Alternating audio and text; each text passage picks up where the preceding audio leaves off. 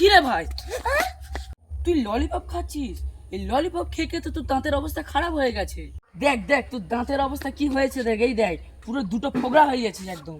এই দেখ আমার হাতে কি ডিম দিয়ে আবার কি হবে?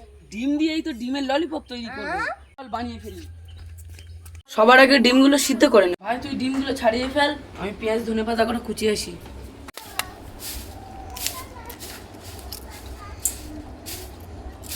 আমি ডিমগুলো গ্রেট করে নেব।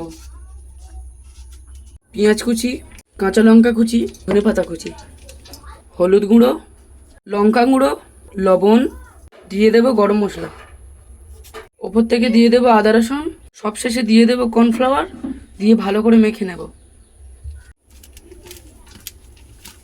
এরকম সবগুলো আমি গোল গোল করে সেভ করে নেব। ডিম ও টোস্টের গুঁড়োতে আমি সবগুলোকে কোট করে নেব।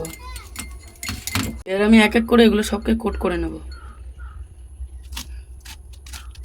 আমার তেল গরম হয়ে গিয়েছে, এখন আমি এর মধ্যে সবগুলোকে ছেড়ে দেব।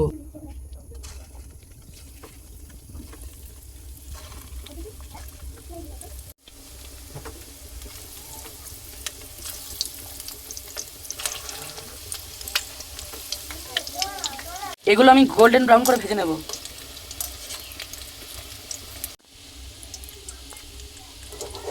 সবগুলোর মধ্যে আমি ললিপপের স্টাইলে কাঁটিগুলো গেঁথে নেব। এই ভাই এই এখানে আই, দেখ ললিপপ রেডি। দেখ তোর জন্য কত ললিপপ তৈরি করে এনেছি, এখন কত খাবি খা। বিসমিল্লাহ।